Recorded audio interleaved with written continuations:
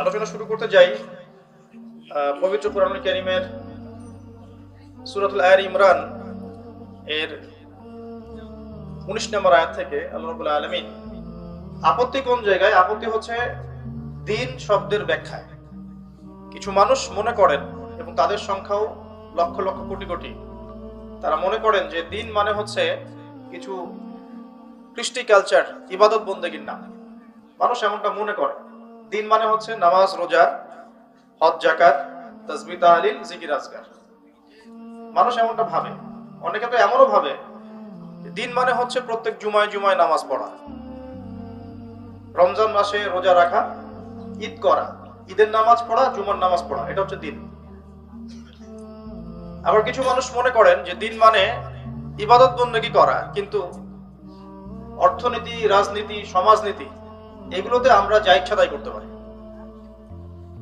এ কারণে দেখা যায় একজন ব্যক্তি মসজিদে গিয়ে পাক্কা মুসল্লি হয়ে যান, কপালে সেজদার দাগ পড়ে যায়, আবার অর্থনৈতিক জীবনে গিয়ে সেই ব্যক্তি আবার সুদখোর হয়ে থাকে।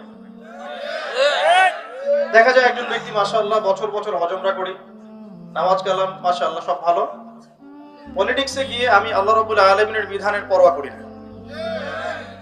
তো দিন এর ব্যাখ্যাটাকে বুঝতে হবে খুব ভালো করে। আল্লাহ পাক যে বললেন একমাত্র গ্রহণযোগ্য দিন হচ্ছে ইসলাম, এই দিন মানে 24 ঘন্টা দিন রাত নয়, যে 12 ঘন্টা ঘুমালাম আর 12 ঘন্টা জেগে থাকলাম, এই দিন রাতকে দিন বলা হচ্ছে না। আল কোরআনে দিন শব্দের দুটো অর্থ আছে। একটা হচ্ছে ওয়ামা আদরাকা মা ইয়াউমুদ্দিন, তুমি কি জানো ইয়াউমুদ্দিন কি? সুম্মা মা আদরাকা ইয়াউমুদ্দিন ওয়ামা সুম্মা মা আদরাকা মা ইয়াউমুদ্দিন, হে নবী আপনাকে আবারও বলছি, আপনি কি জানেন ইয়াউমুদ্দিন কি? দিনটা হচ্ছে ইয়াউমা লা তামলিকু নাফসুন লিনাফসিন শাইআ ওয়াল আমরু ইয়াউমাইযিন লিল্লাহ। কিয়ামতের দিন বোঝাচ্ছে এখানে দিন শব্দ দিয়ে। দিন হচ্ছে এমন একটা দিবস যেই দিবসে কোন নফসের যাররা পরিমাণ উপকার করতে পারবে না। এটা একটা দিনের অর্থ কোরআনে আছে। আরেকটা শব্দ এই একই বানানে, এই দিন শব্দের আরেকটা অর্থ হচ্ছে জীবন ব্যবস্থা। কি অর্থ? জীবন ব্যবস্থা। যখনই বলা হয় যে ইসলাম একটা দিন, দিন ইসলাম, যেটা কবরে প্রশ্ন করা হবে যে তোমার দিন কি, এই দিন মানে হচ্ছে জীবন ব্যবস্থা। এই দিন মানে 24 ঘন্টা দিন রাত নয়, অথবা কিয়ামতের দিবসও নয়। যখন বলা হবে তোমার দিন কি, তারাই উত্তর দিতে পারবেন ইনশাআল্লাহ তাআলা যারা পৃথিবীতে দিন ইসলামকে পরিপূর্ণ রূপে গ্রহণ করেছে। আংশিক গ্রহণ নয়। আংশিক গ্রহণ আর পরিপূর্ণ গ্রহণ কি, একটা এক্সাম্পল দিলাম একটু আগে। ইবাদত বন্দেগীতে আপনি পাক্কা মুসল্লি মাশাআল্লাহ, অর্থনৈতিক জীবনে গিয়ে সুদ খাচ্ছেন, ঘুষ খাচ্ছেন, দুর্নীতি করছেন, অন্যের সম্পদ আত্মসাৎ করছেন, মাপে কম দিচ্ছেন, মজুদদারিতা করছেন, বাজারে কৃত্রিম সংকট তৈরি করছেন, মানুষকে ঠকাচ্ছেন। এই যে ঘটনাগুলো কি ঘটছে না সমাজে? তো এক্ষেত্রে আপনি আংশিক দিন ফলো করছেন, আপনি পরিপূর্ণ দিন এখনো ফলো করতে পারছেন না। একইভাবে আপনি তাহাজ্জুদ গুজার মাশাআল্লাহ, কিন্তু পরিবারের সন্তানরা কেউ নামাজ পড়ে না, মা বোনরা কেউ পর্দা করছে না, পরিবারে হালাল রিজিক নাই, পরিবার ইসলামিক সংস্কৃতি বা কালচার নাই, ইসলামের চর্চা নাই, যে যার মতো দুনিয়া পূজায় ব্যস্ত আছে। এটাও কিন্তু পারিবারিক জীবনে দিন পালন হয় নাই। পলিটিক্সে গিয়ে আপনি মাশাআল্লাহ, এটা এখন সিজন আসছে, এখন বহু মানুষ শহীদ হবে, আর কি শহীদ হবে না, তাই না? এক ব্যক্তি রাসূল সাল্লাল্লাহু আলাইহি ওয়াসাল্লামকে এসে জিজ্ঞাসা করেছিলেন যে ইয়া রাসূলুল্লাহ আইয়ু রাজুলিন শাহীদ, কোন ব্যক্তি শহীদ? নবী সাল্লাল্লাহু আলাইহি ওয়াসাল্লাম বলছেন, দেখো, তিনি জিজ্ঞাসা করছেন যে হে ইয়া রাসূলুল্লাহ, একজন ব্যক্তি যুদ্ধ করেছে তার বংশের জন্য। কিসের জন্য? বংশ বলেন তো। আর একজন ব্যক্তি যুদ্ধ করেছে তার বীরত্ব দেখানোর জন্য, সে কত বড় বীর এটা দেখানোর জন্য। আরেকজন ব্যক্তি যুদ্ধ করেছে আল্লাহ রাব্বুল আলামিনের কালিমা তার জমিনে প্রতিষ্ঠার জন্য। নবী সাল্লাল্লাহু আলাইহি ওয়াসাল্লামকে সাহাবী প্রশ্ন করছেন, ইয়া রাসূলুল্লাহ, এই তিন ব্যক্তির মধ্যে কে শহীদ? নবী সাল্লাল্লাহু আলাইহি ওয়াসাল্লামের দ্ব্যর্থহীন ঘোষণা, তিনি বলছেন যে ব্যক্তি মান কাতালা লিতাকুনা কালিমাতুল্লাহি হিয়াল উলিয়া ফাহুয়া ফি সাবিলিল্লাহ, যে ব্যক্তি আল্লাহ রাব্বুল আলামিনের জমিনে আল্লাহ পাকের কালিমা লা ইলাহা ইল্লাল্লাহ এটা প্রতিষ্ঠা করার জন্য যুদ্ধ করেছে, শহীদ হয়েছে, শুধুমাত্র সে ব্যক্তি শহীদ। এটা কার সংজ্ঞা? আল্লাহ। রাসূল সাল্লাল্লাহু আলাইহি ওয়াসাল্লামের সংজ্ঞা। তো এখন যেগুলো চলছে পশ্চিমা ধাঁচে চলছে, খোলামেলা বলা পশ্চিমা ধাঁচে, সেকুলারিজম, ডেমোক্রেসি, কমিউনিজম, যত মতবাদগুলো চলছে পলিটিক্যাল সিস্টেমগুলোর মধ্যে, এগুলো বেশিরভাগই পশ্চিমা মতবাদ। ইসলামিক যে রুলিংস এর সাথে এগুলো খুব একটা সম্পর্ক নেই। এবং এখন আমরা কি করেছি, এখন আমরা দিনকে ভাগ করে ফেলেছি। ইবাদত বন্দেগীর জীবনে আমি নামাজ, রোজা, হজ, যাকাত করব, এবং অর্থনৈতিক জীবনে আমি সর্বেসর্বা, আমি যা বুঝি তাই, সমাজে গিয়ে আমি যা বুঝি তাই, পরিবারে আমি যেমন ইচ্ছা তেমন চলবো, পলিটিক্সে আমি যা ইচ্ছা তাই করবো। এখানে ইসলামের ধর্মের কথা টেনে আনবেন না। টেনে আনলে আপনি মৌলবাদী হয়ে যাবেন, আর টেনে না আনলে আপনি সেকুলার। এই হচ্ছে কনসেপ্ট, খোলামেলা কনসেপ্ট চলছে। তো এখন এটা চলে আসছে বিগত 100 বছর থেকে প্রায়, আমি যতটুকু পড়াশোনা করছি 100-200 বছরের বেশি হবে না। মূলত ফরাসি বিপ্লব যেটা হয়েছে 1789 এর দিকে, 79 এর দিকে, তারপর থেকে পশ্চিমে এই বিপ্লবগুলো সংঘটিত হয়েছে। এর আগ পর্যন্ত এগুলোর অস্তিত্ব খুব একটা পাওয়া যায় না। আর ওই যে গ্রিক দর্শনের কথা বলে, গ্রিক দর্শনে অ্যারিস্টটল, প্লেটো, তারা ছিল, সক্রেটিস, তারাও ডেমোক্রেসি চর্চা করেছে। এই ডেমোক্রেসি ওই ডেমোক্রেসি সেম ছিল না। এটা নিয়ে কথা বলে আমার সাথে বসতে বলেন, এটা সেম ছিল না। ওটা ছিল একটা ক্ষুদ্র নগর রাষ্ট্রের কনসেপ্ট, এটা আব্রাহাম লিঙ্কনের কনসেপ্ট ছিল না। আর এর কিছু বিষয়ের সাথে আমাদের দ্বিমত নাই, কিন্তু কিছু বিষয়ের সাথে আমাদের দ্বিমত নাই, কিছু মৌলিক বিষয়ের সাথে ইসলামের দ্বিমত আছে।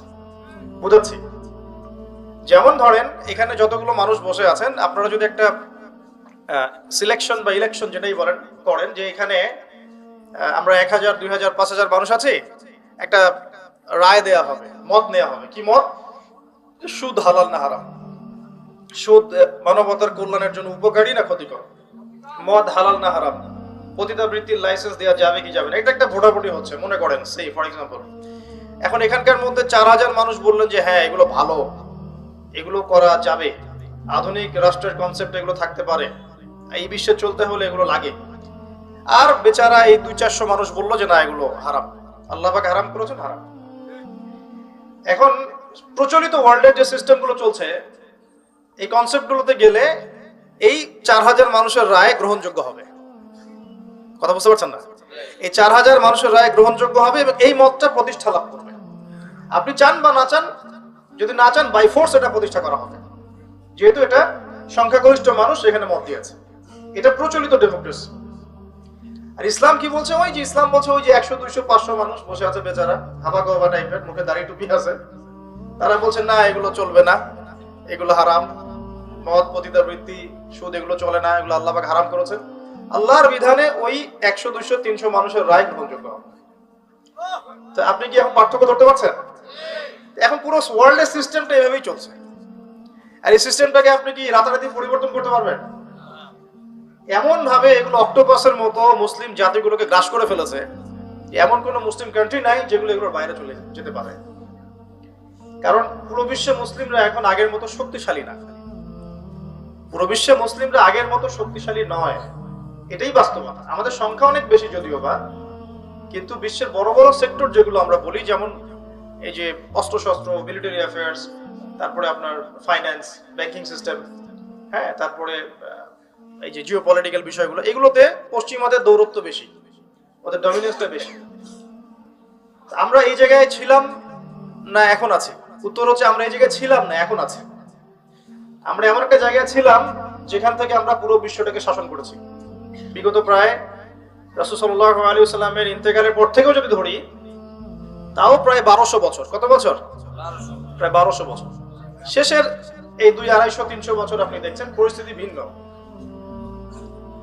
তো দিন বুঝাতে গিয়ে এই জায়গায় এসেছি যে প্রথমে একটা কনসেপ্ট ক্লিয়ার করতে হবে। এই কনসেপ্টটা ক্লিয়ার না করে কবরে গেলে সমস্যা আছে। আমি বলছি আপনাকে আমল করতে বলছি না এখন, মানে আপনি আমল করতে যে পারবেন না আমি খুব ভালো করে জানি। 100% যে কথাটার উপর আমল করতে পারবেন না এই পরিস্থিতিতে, এটা আমি খুব ভালো করেই জানি, কিন্তু আমি আপনাকে কনসেপ্টটা ক্লিয়ার করতে বলছি, যে বিশ্বাসটা ক্লিয়ার করেন। বিশ্বাসটা হচ্ছে দিন কি পরিপূর্ণ জীবন ব্যবস্থা। আল্লাহ পাক ইসলামের মধ্যে এমন কোন বিষয় নাই যা নাজিল করেন নাই। হয়তোবা আমি দুনিয়ার চাপে পড়ে হোক, বৈশ্বিক চাপে পড়ে হোক, আমি 100% পালন করতে পারছি না, এটা ডিফারেন্ট ইস্যু। এটা আলাদা কথা, কিন্তু আগে বিশ্বাসটা ক্লিয়ার করতে হবে যে দিন মানে হচ্ছে পরিপূর্ণ জীবন ব্যবস্থা। এটাই ইসলাম। আল্লাহ পাক কি এখানে ইবাদত বন্দেগীর হেদায়েত দেননি? কিভাবে নামাজ পড়বেন, রোজা রাখবেন, হজ করবেন, যাকাত দিবেন, তাসবিহ তাহলিল করবেন, জিকির আজকার করবেন, এই হেদায়েতগুলো কি ইসলামে নাই? আছে কি না? দ্বিতীয় দিকে আসেন, পরিবার চালাবেন, ইয়া আইয়ুহাল্লাযীনা আমানু কু আনফুসাকুম ওয়া আহলিকুম নারা, পরিবারের হেদায়েত নাই? মুসলিম হয়ে আমাদেরকে মৃত্যুবরণ করতে হবে।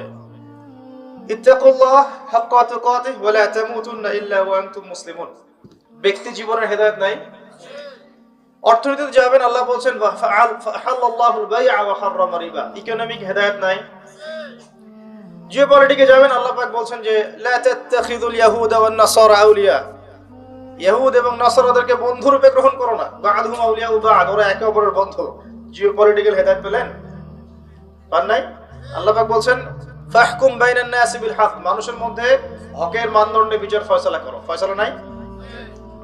তো সবকিছু আছে কি নাই এটাকে কথা, আর আপনি পালন করতে পারবেন না সেটা পরের ইস্যু, বা আপনি নসিহত গ্রহণ করবেন কি করবেন এটা আপনার ইখতিয়ার। কেউ বাধ্য করবে না। বাধ্য করবে? কেউ কি ফোর্স করবে ইসলাম নিয়ে? চাপিয়ে দিবে আপনার উপরে, আপনাকে মানতেই হবে এমন কি কেউ বলবে? কেউ বলবে না। কিন্তু আগে তো কনসেপ্টটা ক্লিয়ার করতে হবে নাকি ভাই, যে ইসলামের মধ্যে পরিপূর্ণ জীবন ব্যবস্থা আছে নাকি নাই? যদি থাকে তাহলে আমাদেরকে জানতে হবে এখন যে একটা পরিপূর্ণ জীবন ব্যবস্থা থাকার পরেও কি অন্য জীবন ব্যবস্থা বা দর্শন বা ইজম এগুলো নেওয়া যাবে কিনা।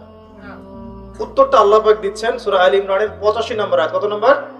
85। আল্লাহ পাক বলছেন ওয়া মা ইয়াবতাগি গায়রাল ইসলামি দীনান ফালা ইউকবাল। কেউ যদি ইসলাম ছাড়া, এই দিন ইসলাম ছাড়া, যেদিন ইসলাম পরিপূর্ণ, এটা ছাড়া যদি অন্য কোনো দর্শন, ইজম বা জীবন ব্যবস্থা, দিন কেউ তালাশ করে, ফালা ইউকবাল মানে কোশ্চিন কালেও সেটা কবুল করা হবে না। দুনিয়াতে পারবে, যেতে পারে, পরকালে গিয়ে দেখবে আমলনামা সব ডিলিট হয়ে গেছে। আমলনামা কি হয়ে গেছে? ডিলিট। হ্যাঁ, বিশ্বাস করছেন না? জি। শুনেন, একটা সূরা আছে, সূরা হুজুরাত। কোন সূরা? এই হুজুরাত সূরার মধ্যে প্রথম দিকের আয়াতগুলো একটু পড়ে দেখবেন, 1 থেকে 4 নম্বর আয়াতগুলো। সাহাবীদের মধ্যে দুজন সাহাবী পরস্পরের সাথে কথা বলছেন এবং কথা বলতে গিয়ে গলার ভয়েসটা উঁচু হয়ে গেছে। আমরা হয় না? নবী সাল্লাল্লাহু আলাইহি ওয়াসাল্লাম সেখানে বসেছিলেন। এই দৃশ্যটা আল্লাহ পাক দেখে আয়াত নাজিল করে দিলেন, তোমরা সাবধান হয়ে যাও, যদি তোমরা নবীর সামনে নিজেদের কণ্ঠস্বরকে উঁচু করো, তোমাদের আমলনামা সব ডিলিট হয়ে যাবে, তোমরা টেরই পাবে না। বুঝতে পারছেন? শুধু নবীর সামনে কণ্ঠস্বর উঁচু করার ফলাফল এটা। আর যদি নবী সাল্লাল্লাহু আলাইহি ওয়াসাল্লামের নাজিল করা যে শরীয়ত, এই দিন পালন না করে অন্য দিন পালন করে, তাহলে কি হবে? বুঝতে পারছেন না? একটা হাদিসে পাওয়া যাচ্ছে, তৃতীয় সিঁড়িতে নবী সাল্লাল্লাহু আলাইহি ওয়াসাল্লাম দাঁড়িয়ে বলছেন আমিন। সাহাবীরা বলছেন কেন আমিন বললেন ইয়া রাসূলুল্লাহ? নবীজি বলছেন আমি যখন তৃতীয় সিঁড়িতে ছিলাম, জিবরাইল আলাইহিস সালাম এসেছিলেন, এসে বলেছেন ধ্বংস হোক সেই ব্যক্তি যে ব্যক্তির সামনে নবীর নাম উচ্চারিত হয়েছে কিন্তু সে নবীর নাম শুনে দরুদ পড়ে নাই সাল্লাল্লাহু আলাইহি ওয়াসাল্লাম। নবীর নাম শুনে শুধু দরুদ পড়ে নাই, তাতেই তার ধ্বংসের অভিশাপ চলে আসতেছে। আর একটু চিন্তা করেন, যে নবীর উপরে কোরআন এবং সুন্নাহ নাজিল হয়েছে, যে কোরআন সুন্নাহ পরিপূর্ণ ইসলাম, রিলিজিয়ন, জীবন ব্যবস্থা, এটা বাদ দিয়ে কেউ যদি অন্য মতবাদ, ইজম, দর্শন তালাশ করে, তার আমলনামা টিকবে? কমন সেন্স কি বলে টিকবে? দেখেন, কমন সেন্সের অভাব থাকলে মানুষ কি করে? আল্লাহ পাক বলছেন যে তোমরা আল্লাহকে ভয় করো। সূরা বাকারা পড়ে দেখেন, 279 থেকে 83 পর্যন্ত 4টা আয়াত পড়ে দেখেন। আল্লাহ পাক বলছেন তোমরা আল্লাহকে ভয় করো এবং সুদ ছেড়ে দাও। কি ছেড়ে দাও? যদি না ছাড়ো তাহলে ফাযানু বিহারবিন মিনাল্লাহি ওয়া রাসূলি, তাহলে আল্লাহ এবং তার রাসূলের সাথে যুদ্ধের ঘোষণা শুনে না। একটু আগে শুনলেন নবীর নাম শুনে দরুদ না পড়লেই তার অভিশাপের ফয়সালা হয়ে গেছে। এখন যদি আপনি সুদ খাওয়ার মধ্য দিয়ে নবী এবং আল্লাহর সাথে যুদ্ধ করতে থাকেন, তাহলে কবরে নিশ্চয়ই ওই নবীকে উত্তর দিতে পারবেন, হাউজে কাউসারের পানি নিশ্চয়ই পাবেন, আর শাফায়াত তো অবশ্যই পাবেন নাকি? এগুলো কমন সেন্সের বিষয় না? সাধারণ কমন সেন্স। যদি নবী সাল্লাল্লাহু আলাইহি ওয়াসাল্লামের শানে জাস্ট দরুদ না পড়লেই এমন হয়, তার কথা সাল্লাল্লাহু আলাইহি ওয়াসাল্লাম, তার কণ্ঠস্বরের উপরে গলার ভয়েস উঁচু করলেই এমন ধমক চলে আসে, তাহলে সেই নবীর সুন্নাত, সেই নবীর রেখে যাওয়া দিন ইসলাম, মানে কোরআন এবং সুন্নাহর বাইরে গিয়ে চললে পরকালে আমি পার পাবো, চিন্তা করাটা বোকামি না? এখন যখন আল্লাহ পাক বলছেন যে এখানে আমি সমস্ত বিষয় ব্যাখ্যা করেছি, কোরআন এবং হাদিসে আমি সমস্ত বিষয় ব্যাখ্যা করেছি, এটা দলিল কোরআনে আছে, এমনি এমনি বলছি না কোনো কথাই। সূরা কাহফ খুলে দেখেন 54 নম্বর আয়াত, আল্লাহ পাক বলছেন যে ওয়ালাকাদ সাররাফনা ফি হাযাল কুরআন লিন-নাস মিন কুল্লি মাসাল, আমি এই কোরআনের মধ্যে মানব জাতির জন্য, শুধু মুসলিমদের জন্য না, মানব জাতির জন্য সমস্ত বিষয় ব্যাখ্যা করেছে। আর কিছু লাগবে? দলিল দরকার আছে? এই একই আয়াত সূরা বনী ইসরাইলের মধ্যেও আছে, একই আয়াত। তো আল্লাহ বলছেন একমাত্র গ্রহণযোগ্য দিন আল্লাহর কাছে কোনটা বলেন? ইসলাম। ইসলাম মানে কি? শান্তি, আত্মসমর্পণ। ইসলাম মানে কি? আল্লাহর সামনে আত্মসমর্পণের মাধ্যমে শান্তি অর্জন করা। কেমন করে? দলিল দিচ্ছি। ইব্রাহিম আলাইহিস সালাম ওই স্ত্রীকে রেখে আসছেন কোথায় বলেন? কাবা ঘরের পাশে, মনে আছে? খাবার নাই, পানিও নাই, আল্লাহ পাক বলছেন রেখে আসতে, রেখে আসলেন। ইব্রাহিম আলাইহিস সালাম কি প্রশ্ন করেছিলেন কেন করব আল্লাহ? এর পিছনে বিজ্ঞান কি? এই হুকুমের পিছনে দর্শন যুক্তি কি? তিনি কি প্রশ্ন করেছেন?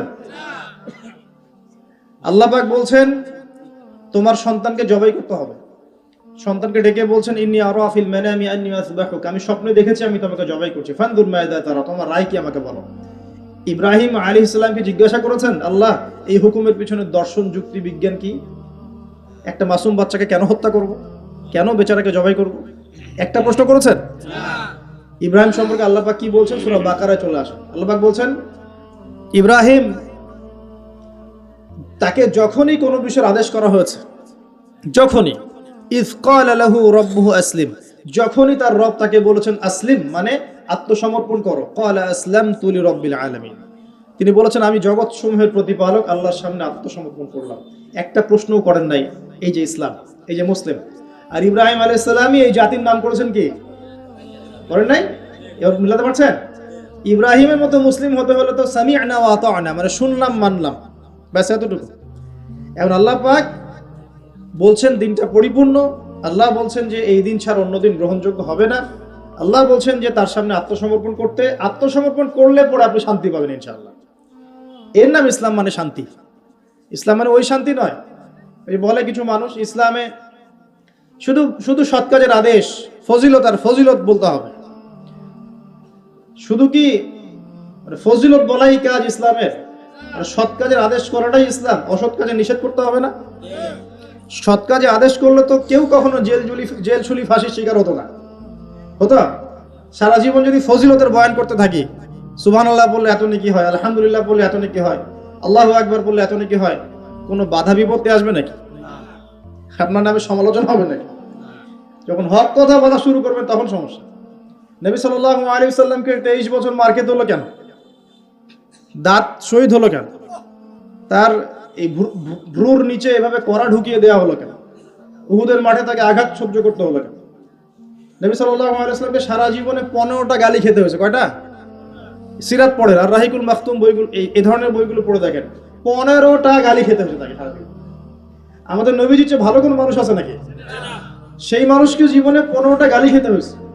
বলছে মানুষ যে আপনি হচ্ছেন কাযযাব, মিথ্যা, মহামিথ্যাবাদী। কাযযাব মানে শুধু মিথ্যাবাদী না, মহামিথ্যাবাদী। আপনি হচ্ছেন নাউযুবিল্লাহ সাহের, জাদুকর। আপনি হচ্ছেন ফারিকুল জামা, জামাত বিভক্তকারী, ঐক্য বিনষ্টকারী। বুঝতে পারছেন না কথা? আপনি বলছেন যে মাজনুন, পাগল ব্যক্তি, মাজনুন। কোরআনকে বলছে শয়তানের বাণী, নাউযুবিল্লাহ। তাকে নাকি জিন ভর করেছে, জিন ছাড়ানোর জন্য একজন এসেছিল, জিমাদ আল-আজদি তার নাম। সে খবর পেয়েছে নবী সাল্লাল্লাহু আলাইহি ওয়াসাল্লাম কোরআনের মতো কিছু বলে বেড়াচ্ছেন, তার ধারণা যে নবী সাল্লাল্লাহু আলাইহি ওয়াসাল্লামকে জিন আক্রমণ করেছে, নাউযুবিল্লাহ। সে এসে বলছে, শোনেন ঘটনাটা খুব মজার, সে এসে বলছে যে মুহাম্মদ কোথায়? মক্কায়। সবাই দেখিয়ে দিল ওই যে কাবা ঘরে বসে আছে, যাও। তিনি গিয়ে বলছেন যে আমি অনেক জিনগ্রস্ত মানুষের চিকিৎসা করেছি, আপনার কি সমস্যা একটু বলেন তো, আমি আপনার চিকিৎসা করতে আসি। তখন নবী সাল্লাল্লাহু আলাইহি ওয়াসাল্লাম কি বললেন জানেন? তিনি বলছেন, এই যে এটা বলছেন, ইন্নাল হামদুলিল্লাহ নাহমাদুহু ওয়া নাস্তাঈন মান ইয়াহদিহিল্লাহু ফালা মুদিল্লা লাহু ওয়া মান ইউদ্লিল ফালা হাদিয়া লাহু ওয়া আশহাদু আন লা ইলাহা ইল্লাল্লাহ ওয়া আশহাদু আন লা ইলাহা ইল্লাল্লাহ ওয়াহদাহু লা শারীকা লাহু ওয়া আশহাদু আন্না মুহাম্মাদান আবদুহু ওয়া রাসূলুহু আম্মা বা'দ, এই পর্যন্ত এসেছেন। এতটুকু শোনার পরে এই জিমাদ আল আজদি তিনি বলছেন যে আচ্ছা কি বললেন আরেকবার বলেন তো। আরো একবার শোনালেন, সহিহ হাদিস। আচ্ছা আবার বলেন দেখি, আরো একবার বলেন, আবার শুনলেন। তিনবার নবী সাল্লাল্লাহু আলাইহি ওয়াসাল্লাম এই কথাটা বললেন। কথা বলার আগে এই যে হাম সানা পড়েছেন, কথা কিন্তু এখনো বলেন নাই, হামদ এবং সানা পড়েছেন। তিনবার বলার পরে জিমাদ আল আজদি তিনি বলছেন যে আল্লাহর কসম, আমি জীবনে বহু জিনগ্রস্ত মানুষকে দেখেছি, জাদুগ্রস্ত মানুষকে দেখেছি, কিন্তু আপনার এই যে কথাগুলো শুনে মনে হচ্ছে যে সাগরের গভীর থেকে বের হয়ে আসছে। এবং দিনান তিনি কালিমা পড়ে মুসলিম হয়ে গেলেন। এটা বিখ্যাত ঘটনা, জিমাদ আল আজদির ঘটনা। তো নবী সাল্লাল্লাহু আলাইহি ওয়াসাল্লাম সবচেয়ে পবিত্র চরিত্রের মানুষ হওয়া সত্ত্বেও তাকে জীবনে 15টা গালি খেতে হয়েছে। আমি আরো পড়েছি, স্টাডি করেছি, দেখেছি তাকে প্রায় 16 বার হত্যার চেষ্টা করা হয়েছে। কতবার? 16 বার। মক্কা মদিনা উভয় ক্ষেত্রেই। মক্কার তো নির্যাতন আপনারা জানেনি, গলার মধ্যে চাদর পেঁচিয়ে দেওয়া হয়েছে, পিঠের উপর উঠে নাড়ি ভুড়ি চাপিয়ে দেওয়া হয়েছে, হয় নাই? একজন থুতুও দিতে চেষ্টা করেছিল নবী সাল্লাল্লাহু আলাইহি ওয়াসাল্লামকে। আল্লাহ নবী তখন বদদোয়া করেছিলেন একটা, যে আল্লাহ তোমার জাহান্নামে যে কুকুরগুলো আছে এর মধ্যে একটা কুকুরকে এর পিছনে লেলিয়ে দিও।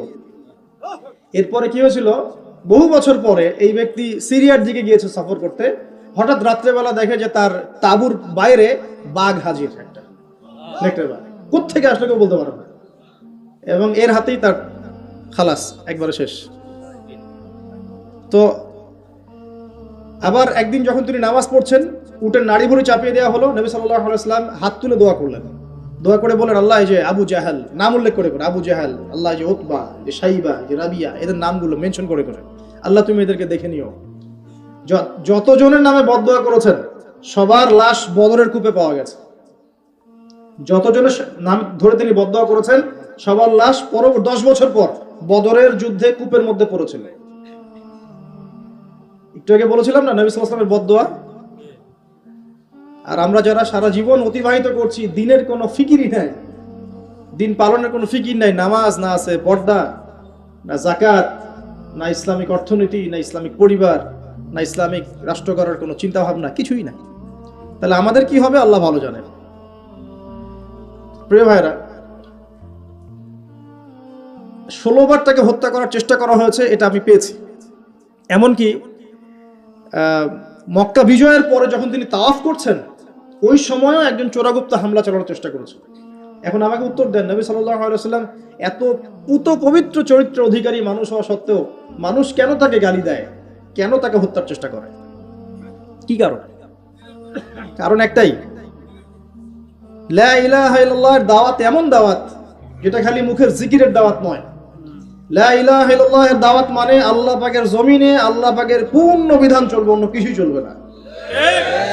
আর এই সৎ কাজের আদেশ, অসৎ কাজের নিষেধে যখন আপনি যাবেন তখন অবশ্যই এরকম বাধা বিপত্তি আসতেই হবে। যদি না আসে বুঝতে হবে এটা কোনো দাওয়াতই হচ্ছে না, এটা জাস্ট একটা গোলালু মার্কা দাওয়াত হচ্ছে। আমি নিজেও ফিল করি যে আমি আসলে কি করতেছি, এখন কি দাওয়াত দিচ্ছি মানুষকে, কি বলবো আর কি বলবো না, মানুষকে কি বোঝাচ্ছি, আর আমি বা কতটুকু যোগ্য, কে কান্ডারি হবে, কারা, কে নেতৃত্ব দিবে, কোথা থেকে আসবে এমন নেতা যারা সারা বিশ্ব জুড়ে ইসলাম প্রতিষ্ঠা করবে। কি করছি আমরা আসলে, কতটুকু বলতে পারছি, কতটুকু বলতে পারছি না। ফজিলত তো বর্ণনা করে রাত পার হয়ে যাবে সবকিছু, কিন্তু আপনি যখনই সুদের, ঘুষের, জেনার, মদের এইসব বিরুদ্ধে কথা বলবেন তখন তো আপনি টিকতে পারবেন না। তাহলে দিন ইসলাম পরিপূর্ণরূপে পালন করতে হবে, এই দায়িত্ব সবাই নিজের কাঁধে নিয়ে নেন, অন্যের দায়িত্ব বাদ দেন, নিজের দায়িত্বটাকে নিয়ে নেন নিজের উপর, যে আমি আল্লাহর জমিনে আছি, 60-70 হয়তো 100 বছর বাঁচবো, আল্লাহু আ'লাম, ঠিক আছে। আর যে যুগ পড়েছে এত বছরও মানুষ বাঁচবে কিনা আল্লাহ ভালো জানে, তাই না ভাই? এই কিছুদিন আগে করোনা এসেছিল, এক ধোঁয়ায় কতগুলো মানুষকে ধুয়ে দিল না, ধুয়ে দেয় নাই? জি, আচ্ছা, আরো আসতেছে। আমি দেখলাম গত 3 দিন আগে একটা নিউজ দেখেছি, সাইবেরিয়া একটা অঞ্চল আছে না, সাইবেরিয়া, এর বরফে ঢাকা, এর নিচে কয়েকশো হাজার বছর আগের ভাইরাসগুলো এখন আস্তে আস্তে জীবিত হচ্ছে নাকি, নিউজ করেছে দেখবেন। কয়েকশো হাজার বছর আগের মাটির এই বরফের নিচে চাপা পড়া ভাইরাসগুলা আবার নাকি জীবিত হচ্ছে। এটা নিয়ে আবার বিজ্ঞানীরা শঙ্কা করছেন যে মহামারী আসতে পারে একটা। তো এই পৃথিবীতে 100 বছর বাঁচার মানে আসলে খায়েশ রাখাটা ঠিক হবে না। এত লম্বা হয়তো হায়াত আমাদের হবে না, আল্লাহ ভালো জানেন আমাদের কথা। তো এখন বিষয়টা হচ্ছে যে এই যে হায়াতটুকু আল্লাহ পাক দিয়েছেন, তার মধ্যে তো 30-40 বছর অলরেডি চলেই গেল আমাদের, হয়তো সামনে পড়ে আছে 10-20 বছর, আল্লাহু আ'লাম। এখন নিজের উপর যদি নিজের ফরজিয়াতটা না নিয়ে আসে যে আমার দায়িত্ব দিন ইসলাম পরিপূর্ণরূপে পালন করা, তাহলে সমস্যা না ভাই। মানুষের কথা বাদ দেন, কবরে তো একাই যাওয়া লাগবে নাকি? যার যার কবরে তো একাই যাওয়া লাগবে। স্ত্রী সন্তান, বাবা মা, আত্মীয় স্বজন, নেতা নেত্রী যাবে নাকি কবরে? যারা আজকে আমাদেরকে মোহগ্রস্ত করে রেখেছে, মোহগ্রস্ত বোঝেন, দুনিয়ার মায়া মোহর মধ্যে ব্যস্ত করে রেখেছে, কেউ কি যাবে? ওই একটা হাদিস পড়লে চোখে পানি চলে আসে। মাইয়াতকে রাখা হয় কবরে, আর মাইয়াত যে পায়ের খসখস শব্দ শুনতে পারে, তাকে যারা দাফন করতে আসছে তার পায়ের খসখস শব্দ সে শুনতে পারে। আল্লাহ পাক শোনায়। আল্লাহ পাক শুনালে মানুষ শুনবে না? আল্লাহ পাক যদি দেখায় মানুষ দেখবে না? তো আল্লাহ যদি কাউকে কিছু শোনান তাহলে তো সে শুনবে, সে দেখবে, সে বুঝবে। এরপরে যখন তারা চলে যায় তখন সে একা নিথর পড়ে থাকে। যদি মুমিন ব্যক্তি হয় তাহলে মাথার দিক থেকে নামাজ আসবে, এই যে ডান দিক থেকে যাকাত, বাম দিক থেকে রোজা, পায়ের দিক থেকে অন্যান্য সৎ আমলগুলো এসে তাকে সঙ্গ দিবে। ফেরেশতারা প্রশ্নোত্তর পর্ব করবেন, সে ইনশাআল্লাহ তাআলা বুক ফুলি উত্তর দিয়ে দিবে ইনশাআল্লাহ। এখন দেখেন, এই যে প্রশ্ন করা হবে মান রব্বুক, কে তোমার রব? দুনিয়াতে যে আল্লাহর দ্বীনই পালন করছে না সে কি উত্তর দিতে পারবে নাকি? মান রব্বুক, কে তোমার রব? আল্লাহর সাথে দুনিয়াতে শিরিক করছে, তো শিরিকের পাপে থাকলে কি মান রব্বুক উত্তর দিতে পারবে? জিজ্ঞেস করা হবে মা দিন, তোমার দিন কি? যে দিন ইসলাম আংশিক মানে, আংশিক মানে না, উত্তর দিতে পারবে? আল্লাহ পাক বলছেন উদখুলু ফিস সিলমি কাফা, তোমরা পরিপূর্ণ রূপে ইসলামে প্রবেশ করো। আল্লাহ কি বলছেন আংশিক রূপে প্রবেশ করো? বরং আংশিকতার শাস্তি আল্লাহ পাক বলছেন। সূরা বাকারা পড়ে দেখেন, 85 নম্বর আয়াত, নাম্বার বলে দিলাম 84-85। আল্লাহ বলছেন আফাতুমিনুনা বিবাদিল কিতাবি ওয়া তাকফুরুনা বিবাদ, তোমরা কি আল্লাহর কিতাবের কিছু অংশ মেনে চলবে আর কিছু অংশকে ছেড়ে দিবে? ফামা জাযাউ মান ইয়াফআলু যালিক ইল্লা খিজয়ুন ফিল হায়াতিদ দুনিয়া, যারা এরকম আদর্শে চলবে, কিতাবের কিছু অংশ মানি, কিছু অংশ মানি না, আল্লাহ বলছেন দুনিয়াতেই তাদেরকে লাঞ্ছিত করে দিব আমি। এই যে পুরো বিশ্ব জুড়ে মুসলিমদের উপর লাঞ্ছনা আসে নাই, এইটাই কারণে আসছে। আমরা কিতাবের কিছু অংশ মানি, কিছু অংশ মানি না। কিতাবের কিছু অংশ আমরা মানি ঠিকই, কে বলছে নামাজ রোজা হজ যাকাত আমরা মানি না? আমরা মানি তো, কিন্তু সুদটা ছাড়তে যান, দেখেন মানে কিনা। এই সুদের করাল গ্রাসে এই পুরো বিশ্বের অর্থনৈতিক সিস্টেমটা এখন হুমকির মুখে পড়ে আছে। এই যে প্রবাসীরা আপনারা এখানে আছেন অনেকে, আপনাদের রেমিটেন্স থেকেই তো চলে রিজার্ভ, এটা একটা অন্যতম সোর্স। যারা ইকোনমিক সেকশনে পড়াশোনা করেন বা করেছেন তারা জানেন, বুঝবেন এগুলো। তো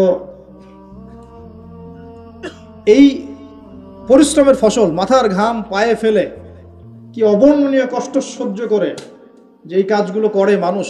আমরা যতবার অ্যাব্রোডে গিয়েছি, যাওয়ার সুযোগ হয়েছে, আমরা দেখেছি প্রবাসীদের যে কি কষ্ট, খাওয়ার কষ্ট, থাকার কষ্ট, ঘুমের কষ্ট। সুবহানাল্লাহ, কয়েকদিন আগে আমি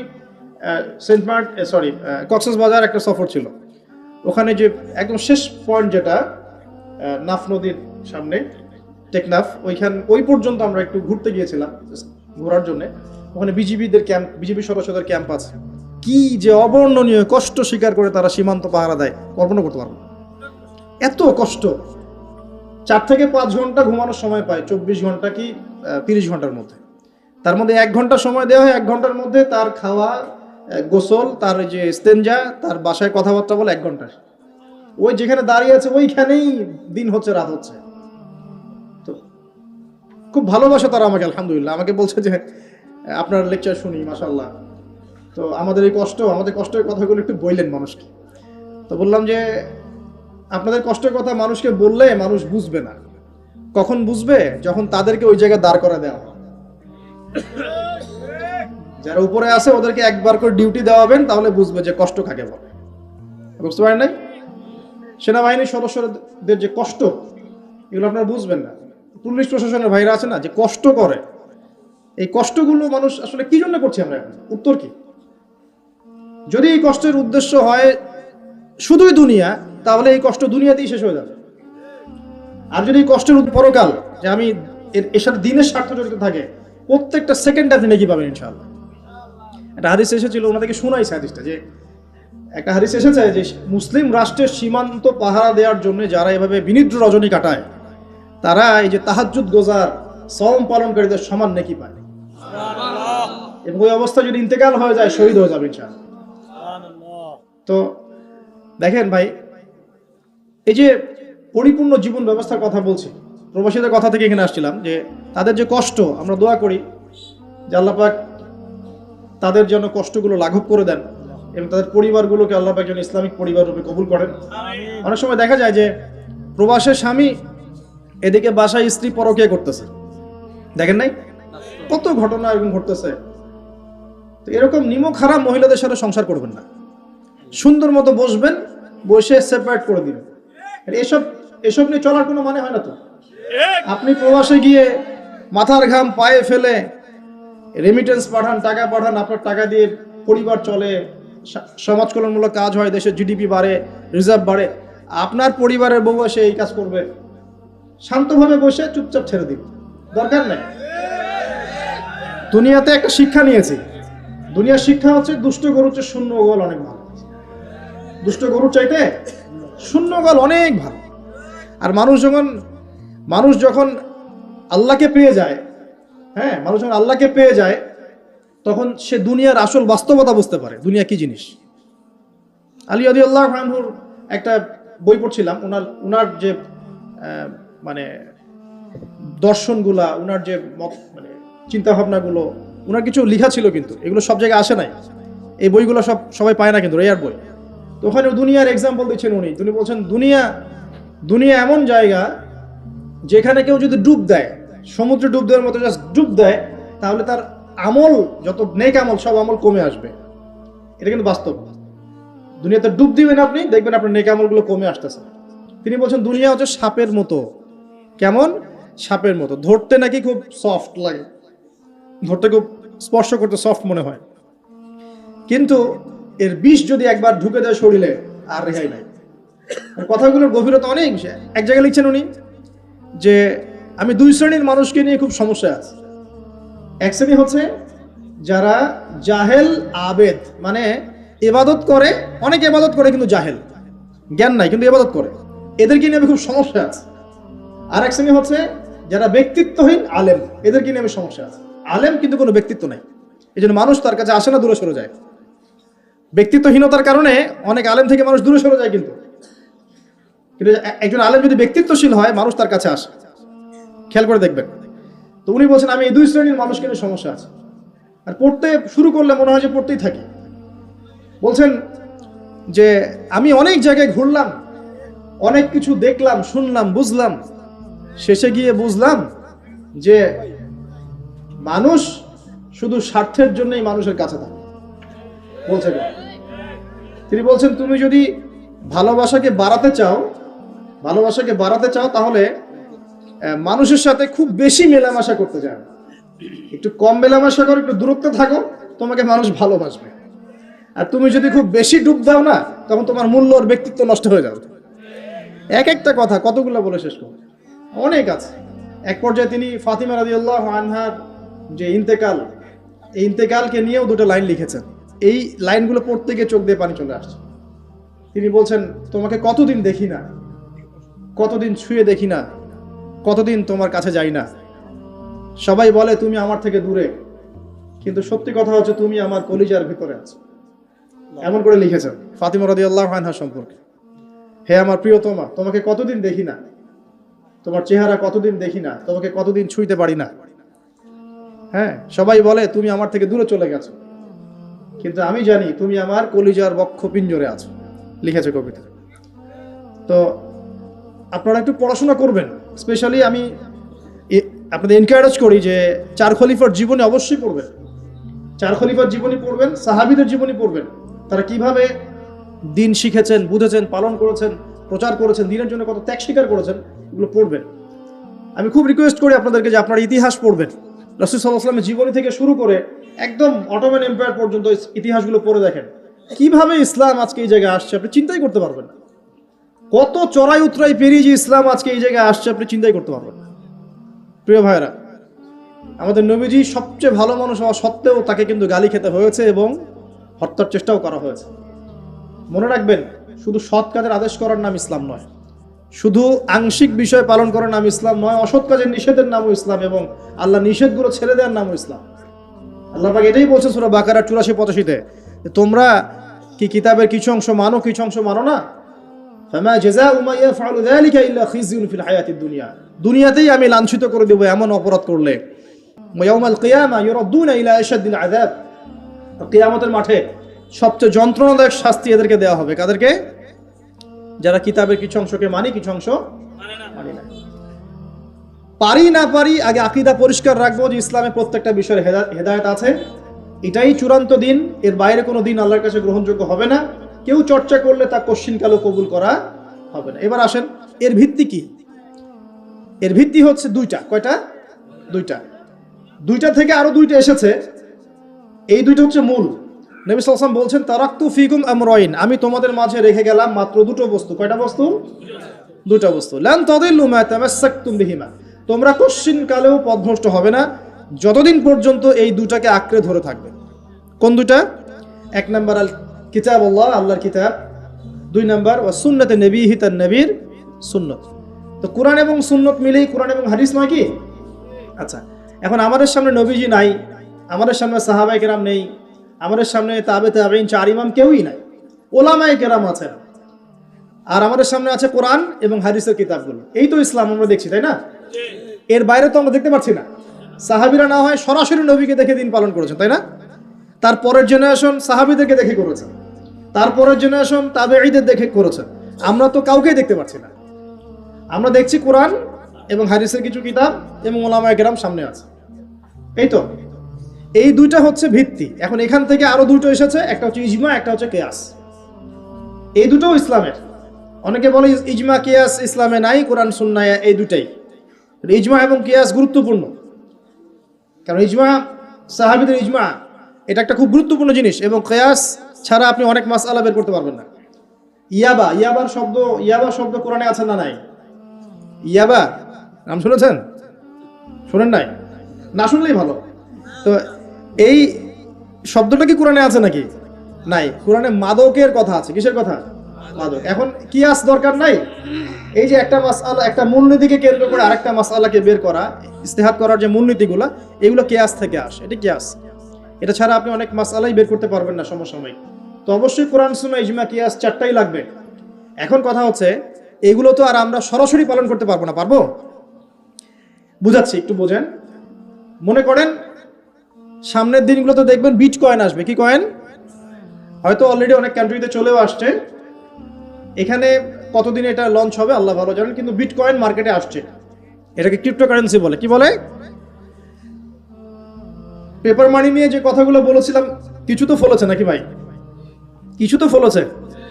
আচ্ছা, সামনে আরো ফলবে ইনশাআল্লাহ। সাস্টেইনেবল অ্যাসেট যেগুলো আছে, সেখানে সম্পদ ইনভেস্ট করেন। আপনার জমি জমা থাকলে চাষবাস করা শুরু করেন। সাস্টেইনেবল অ্যাসেট যেগুলো, সেগুলোতে ফোকাস করেন। এমন কোনো জায়গায় অনেক বেশি সম্পদ ইনভেস্ট করে দিয়েন না যেটা পরে আপনার মানে পথে বসার কারণ না হয়ে যায় আবার। তো ক্রিপ্টোকারেন্সি মনে করেন চলে আসছে, এখন আপনি বোঝেন না ক্রিপ্টোকারেন্সি কি জিনিস, সেটা হালাল না হারাম, এটা জায়েজ না জায়েজ, এগুলো মাসালা কি সবাই জানে? জানে কি? এটার জন্য কোরআন সুন্নাহর জ্ঞান লাগবে, ইকোনমিক্সের জ্ঞান লাগবে না? পড়াশোনা লাগবে। এখন সরাসরি কোরআন এবং হাদিসের বইগুলো চর্চা করে আপনি কি এর সমাধান বের করতে পারবেন কি না? পারবেন? আপনার কি সেই জ্ঞান আছে, যোগ্যতা আছে? আর সেই যোগ্যতা কি সবার আছে? অল্প কিছু মানুষের থাকতে পারে, যারা ওলামায়ে কেরাম, তাদের এই যোগ্যতা। তাদের মধ্যেও হয়তো কিছু মানুষের নাও থাকতে পারে না, কিন্তু বরেণ্য ওলামায়ে কেরাম যারা, তাদের মাঝে এগুলো থাকবে ইনশাআল্লাহ। এখন আপনি কি করবেন? কোরআন সুন্নাহকে পালন করার স্বার্থে ওলামায়ে কেরামের দ্বারস্থ হবেন এবং তাদের কাছে মাসালগুলো জেনে নেবেন। তাহলে আপনি একা একা চর্চা করে বিভ্রান্ত হওয়ার সুযোগ থাকবে না। এই বিষয়টা খেয়াল রাখবেন। এখন নতুন কিছু ফিতনা আসছে যে কিছু মানুষ, সবাই না, অল্প কিছু মানুষ কোরআন সুন্নাহ নিজে নিজে পড়াশোনা করেই সব কিছু সমাধান বের করতে চাচ্ছে। এটা ঠিক না। সবকিছুর সমাধান বের করতে হলে মুস্তাহিদ হতে হবে, আর সবাই মুস্তাহিদ হতে পারবে না। সবাই কি আবু হানিফা রাহিমাহুল্লাহ হতে পারবে নাকি? সবাই কি ইমাম শাফি হবে নাকি? সবাই কি আহমদ বিন হাম্বল হতে পারবে? সবাই কি ইমাম মালিক হতে পারবে? পারবে না। অতএব জ্ঞান চর্চার স্বার্থে, দিন পালনের স্বার্থেই ওলামায়ে কেরামের দ্বারস্থ হতে হবে, হকপন্থী ওলামায়ে কেরাম। এমন ওলামায়ে কেরামের কাছে আবার যায় না যার সকালে চা খাওয়ার সময় একটা ফতোয়া থাকে, বিকেলবেলা একটা মাইর খায়, রাত্রে ফতোয়া আবার উল্টা যায়, এই জায়গায় আবার যায় না। তাহলে সমস্যা। ঠিক আছে? তো আল্লাহ পাক আমাদের বরেণ্য ওলামায়ে কেরামদেরকে হেফাজত করুন, দোয়া করি, এবং তাদের নেক হায়াতে বরকত দান করুন, এবং তাদের মাধ্যমে দিনের আরো বড় বড় খেদমত আঞ্জাম দেওয়ার তৌফিক আল্লাহ পাক দান করুন। এবং যুব সমাজকে রিকোয়েস্ট করবো, আপনারা ডিটাচড হয়ে থাকবেন, ওলামায়ে কেরাম থেকে ডিটাচড হয়ে আপনারা দিন পালন করতে যাবেন না, তাদের সাথে সম্পর্ক রেখেই দিন পালন করবেন ইনশাআল্লাহ তাআলা। আল্লাহ সহজ করুক। এখন এই ভিত্তি পেয়ে গেলাম, এবার শেষ করার আগে আমি মূলনীতিগুলো বলে শেষ করছি। এই মূলনীতি কি ইসলামের? শোনেন, এই জায়গাটা একটু ভালো করে শোনেন। নবী সাল্লাল্লাহু আলাইহি সাল্লাম বসে আছেন মসজিদে, একজন ব্যক্তি আসলেন, ব্যক্তির গায়ে ধবধবে সাদা জামা, চুলগুলো কুচকুচে কালো, এবং তাকে মদিনার কেউ চিনে না। লা ইউরা আলাইহি আসারুস সাফর, তার গায়ে সফরের কোনো চিহ্ন দেখা যাচ্ছে না। তিনি আসলেন, এসে নবী সাল্লাল্লাহু আলাইহি ওয়াসাল্লামের হাঁটুর সাথে হাঁটু লাগিয়ে দিয়ে বসে পড়লেন। বসে নবীজিকে 4টা প্রশ্ন করলেন। কয়টা প্রশ্ন? 4টা। তার মধ্যে প্রথমটা হচ্ছে আখবিরনি আনিল ইসলাম, হে মুহাম্মদ সাল্লাল্লাহু আলাইহি ওয়াসাল্লাম, আমাকে ইসলাম সম্পর্কে বলো, যে ইসলাম কি, ইসলাম কি জিনিস, ইসলামের ব্যাখ্যা কি, সংজ্ঞা কি? নবীজি বলছেন সাল্লাল্লাহু আলাইহি ওয়াসাল্লাম, আর ইসলাম হচ্ছে আন তাশহাদা আল্লা ইলাহা ইল্লাল্লাহ, তুমি সাক্ষ্য দিবে যে আল্লাহ ছাড়া কোনো ইলাহ নাই, ওয়া আন্না মুহাম্মাদান আবদুহু ওয়া রাসূলুহু, এবং মুহাম্মদ সাল্লাল্লাহু আলাইহি ওয়াসাল্লাম আল্লাহর বান্দা এবং রাসূল। এটা 1 নাম্বার ইসলামের ভিত্তি। এটা নাম্বার 1 হলো কালিমা। কালিমার মধ্যে 2টা অংশ। কয়টা অংশ? একটা হচ্ছে লা ইলাহা ইল্লাল্লাহ, মানে আল্লাহ পাকের তাওহীদ ছাড়া অন্য কোনো কিছু চলবে না। 2 নাম্বার হচ্ছে মুহাম্মদুর রাসূলুল্লাহ, মানে নবীর সুন্নাত ছাড়া অন্য কোনো সুন্নাত চলবে না। সিম্পল। লা ইলাহা ইল্লাল্লাহ মানে আল্লাহ ছাড়া কিছুই নাই, মানে আল্লাহ ছাড়া কোনো রিজিক দাতা নাই, কোনো পালনকর্তা নাই, কোনো সন্তান দাতা নাই, কোনো জীবন দাতা নাই, কোনো মৃত্যু দাতা নাই, কোনো বিধান দাতা নাই, আল্লাহ ছাড়া কিছুই নাই।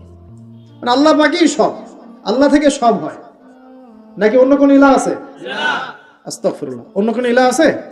নাই। এটা হচ্ছে শিরক মুক্ত তাওহীদের স্টেটমেন্ট। লা ইলাহা ইল্লাল্লাহ মানে শিরক মুক্ত তাওহীদ। শুধু এটা মুখের জিকির না, পালন করে দেখাতে হবে। যদি ইবাদত বন্দেগীতে আপনি আল্লাহর দাসত্ব করেন, সেজদা দেন, আল্লাহকে সেজদা দেন, ইবাদতে লা ইলাহা ইল্লাল্লাহ ঠিক আছে, অর্থনীতিতে গিয়ে আপনি সুদ খাচ্ছেন, আল্লাহর বিধান মানছেন না, ওখানে লা ইলাহা ইল্লাল্লাহ ঠিক নাই। বুঝাতে পারছি না? জীবনের সব ক্ষেত্রেই লা ইলাহা ইল্লাল্লাহ আনতে হবে, তারপরে তো হবে লা ইলাহা ইল্লাল্লাহর কায়েম, তাহলে তো হইল না কিছু। 2 নাম্বার মুহাম্মদুর রাসূলুল্লাহ মানে আপনি অন্যের মন করা কোনো আদর্শ, দর্শন, সুন্নাত ফলো করতে পারবেন না। আপনাকে মুহাম্মদ সাল্লাল্লাহু আলাইহি ওয়াসাল্লামকেই রোল মডেল মানতে হবে। এর নাম মুহাম্মদুর রাসূলুল্লাহ। যদি কেউ মুহাম্মদুর রাসূলুল্লাহ বলে অন্য কাউকে তার আদর্শ মেনে চলে, তাহলে মুহাম্মদুর রাসূলুল্লাহ কেটে গেছে। এখানেও একই কথা। নামাজে দাঁড়িয়েছেন, রাসূলের মতো নামাজ পড়ছেন, মাশাআল্লাহ। রোজা করছেন রাসূলের মতো, হজ উমরা সব রাসূলের তরিকায় হচ্ছে, তাসবিহ তাহলিল সব রাসূলের তরিকা হচ্ছে। অর্থনীতিতে গিয়ে রাসূলের তরিকা চলে না, তাহলে এখানে আর মুহাম্মদুর রাসূলুল্লাহ থাকলো না। আমি মনে হয় বুঝাতে পারছি না। মানে জীবনের সব ক্ষেত্রেই লা ইলাহা ইল্লাল্লাহ মুহাম্মদুর রাসূলুল্লাহ থাকতে হবে, শুধু একটা অংশ নয়। এটা 1 নাম্বার। 2 ওয়ান তুকিমাস সালাহ, এবং যখন তুমি সালাত কায়েম করবে। ইসলামের 2 নম্বর পিলার কি? সালাত কায়েম করা। সালাতের বিষয়ে জাস্ট 2টো হাদিস বলে দিই আমি, তাহলে আপনার যথেষ্ট হবে ইনশাআল্লাহ। একটা হাদিসে নবীজি বলেন, মান তারাকা সালাতান মুতাআম্মিদান ফাকাদ কাফার, কেউ যদি ইচ্ছাকৃতভাবে নামাজকে ছেড়ে দেয়, সে ব্যক্তি কিন্তু কুফরি করলো। কি করলো? আমরা যারা নামাজ পড়ছি না, আমরা কিন্তু কুফরির মধ্যে আছি। মুয়াজ বিন জাবাল রাদিয়াল্লাহু আনহু নবীজি বলেন, মান তারাকা সালাতান মুতাআম্মিদান ফাকাদ বারিআত মিন জিম্মাতিল্লাহ, কেউ যদি নামাজ ছেড়ে দেয়, ফরজ নামাজ তার উপর ছেড়ে দেয়, ত্যাগ করে, সে ব্যক্তি আল্লাহর জিম্মাদারি থেকে মুক্ত হয়ে গেল। আল্লাহর জিম্মাদারি নাই তার উপরে, আল্লাহ পাকের কোনো রেসপন্সিবিলিটি নাই তার উপরে, আল্লাহ ছেড়ে দিয়েছেন তাকে, যাও। একটা হাদিস আছে, বাইনা রাজুলি ওয়া বাইনা শিরকি ওয়াল কুফরি তারকুস সালাহ, একজন আল্লাহর বান্দা আর একজন কাফের মুশরিকের মাঝে পার্থক্যই নামাজ। নামাজ নাই, ইসলাম নাই। শুধু আইওয়াস শোডাউন দিয়ে কিচ্ছু হবে না ভাই। 5 ওয়াক্ত নামাজ আগে ঠিকঠাক মতো পড়তে হবে, পড়তে হবে না ভাই? আমাদের যুব সমাজ এখন রাত 3:30টায় খেলা দেখতে ওঠে, তাহাজ্জুদে ওঠার সুযোগ হচ্ছে না, ফুরসত হচ্ছে না। 3:30 4টা হলেও উঠতে হবে, অ্যালার্ম দিয়ে রাখবে, আর্জেন্টিনার খেলা আছে। কিন্তু আর 1 ঘন্টা পরে ফজরের নামাজ, ওই খেলা দেখি ঘুম, ফজরের নামাজ না। এই যে ঢাকায় দেখলেন না, ছবি দেখলে মনে হয় একটা তিল পরিমাণ জায়গা নেই মানুষের দাঁড়ানোর, পর্দার সামনে একটা তিল পরিমাণ জায়গা নেই মানুষের দাঁড়ানোর। হই হুল্লা করতেছে, নাচছে গাচ্ছে, স্মোক করতেছে, ড্রিঙ্কস করতেছে। মিডিয়া এগুলোকে প্রমোটও করতেছে। মিডিয়া প্রমোট করতেছে মানে কি, মিডিয়া দেখাচ্ছে মানে বিশ্ব কত ভালো আছে এখন, কত সুখ আমাদের। হ্যাঁ, আমাদের সুখী সুখ, খালি সুখে সমৃদ্ধ জীবন যাপন করতেছে, খেলা দেখতেছে, নাচতেছে নাকি। অথচ দেখেন ইকোনমিক সেকশনের কি অবস্থা, দেখেন দেখেন কি অবস্থা দেশ। এই যে আমাদের সমাজের, যুব সমাজের নৈতিকতার অবস্থাগুলো দেখেন, ধর্ষণের হার দেখেন, জেনার হার দেখেন, মাদকাসক্ত মানুষদের হার দেখেন, কত হারে মানুষ মাদক খাচ্ছে, পরকীয়ার হার দেখেন, ব্লু ফিল্মসের হার দেখেন। ওদের ভাবখানে এমন যে খুব সুখ আমার জীবনে, খেলো আর খেলো। খেলার দলিল তো কোরআনে আছে তো। হ্যাঁ, আল্লাহ পাক বলছেন এই দুনিয়ার জীবনটা হচ্ছে খেল তামাশার দোকান। খেলার দলিলও কোরআনে তো আছে। ওমা হাদিহিল হায়াতু দুনিয়া ইল্লা মাতাউল গুরুর, এরকম একটা আয়াত আছে সূরা হাদীদের মধ্যে। আল্লাহ পাক আছে, আল্লাহ পাক বলেছেন যে ইলামু, তোমরা জেনে রাখো, আন্নামাল হায়াতু দুনিয়া লাইমু ওয়া লাহু, তোমরা জেনে রাখো যে এই দুনিয়ার, পুরো দুনিয়ার জীবনটাই খেলা, খেল তামাশা। ওয়া লাহু, ঠাট্টা, হাসি ঠাট্টা, মানে এটা কি বলা বাংলা দিয়ে, ভ্রম, ভ্রম, মায়া, মোহ, ভ্রম। তোমরা জেনে রাখো দুনিয়ার জীবনটা খেলা, খেল তামাশা, ভ্রম, মিছে মায়া। ই'লামু আন্নামাল হায়াতু দুনিয়া লাইবুন ওয়া লাহু ওয়া যিনাতু ওয়া তাফাখুরুম বাইনাকুম ওয়া তাকাসুর, এবং দুনিয়ার জীবন হচ্ছে একে অপরের সাথে প্রাচুর্যের প্রতিযোগিতা। এগুলা আল্লাহ পাক বলছেন। তো খেলার দলিল তো কোরআনেও পাওয়া যাচ্ছে না?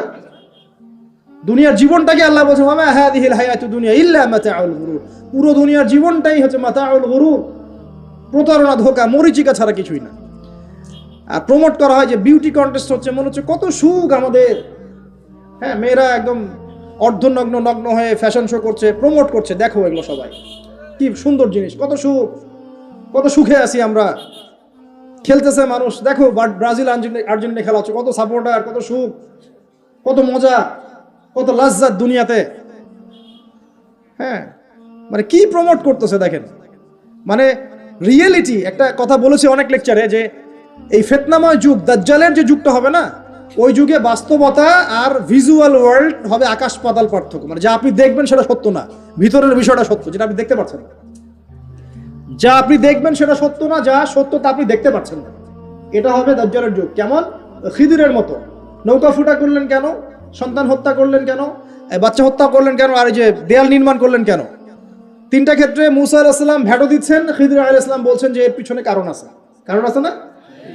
দাজ্জালের যুগটা এমন হবে, বাহ্যিকভাবে যেটা দেখছেন চোখ দিয়ে এটা সত্য নয়, ভিতরে যেটা আছে ওটা সত্য। ভিতরটা সবাই দেখতে পারবে না, দেখতে হলে খিদির হতে হবে। ভিতরটা হচ্ছে যে সমাজ তো ডিস্ট্রয়েড, ম্যাসাকার হয়ে গেছে, সমাজের কাঠামোই ভেঙে গেছে আমাদের। এখন নারী পুরুষের যে ফাংশন চেঞ্জ হয়ে গেছে, ধর্ষণের হার দিন দিন বেড়ে গেছে, ইফটিজিং বেড়েছে, বেপরদামি বেড়েছে, নগ্নতা বেড়েছে, মাদক বেড়েছে, পরকীয়া বেড়েছে, কচি কচি বাচ্চা কাচ্চা মেয়েগুলোকে ধরে ধরে ধর্ষণ করা হচ্ছে। সমাজের কাঠামোই চেঞ্জ হয়ে গেছে, সমাজের সমকামিতা বেড়েছে, প্রচুর সমকামী, খেলতামাশা, দুনিয়ার জীবনটা খালি খেলতামাশা। আর আমাদের এই যুব সমাজ, যাদের হাতে ইসলামের ভবিষ্যৎ আছে, ওদেরকে এইদিকে মোহগ্রস্ত করে রেখে দেওয়া হয়েছে। এরা নামাজ পড়ে না, কোরআন তেলাওয়াত করে না, আলেম ওলামার সাথে কোনো সোহবত নাই, কোনো সম্পর্ক নাই, হাদিসের কিতাব নাই বাসায়, দাড়ি নাই, ইসলামিক লেবাস পোশাক নাই, ইসলামিক মূল্যবোধ নৈতিকতা নাই, আল্লাহ রাস্তায় সময় দেওয়ার কোনো মানসিকতা নাই। এই যুবক ছেলেবেলেগুলোকে নিয়ে নাচতেছে মিডিয়া। কি করবে এরা দেশের জন্য? যারা এরকম অন্য একটা রাষ্ট্র, যে রাষ্ট্র আমাকে চিনেই না, ওর খেলায় সে হুজুকে লাফায়, এ দ্বারা রাষ্ট্রের উন্নয়ন হবে নাকি?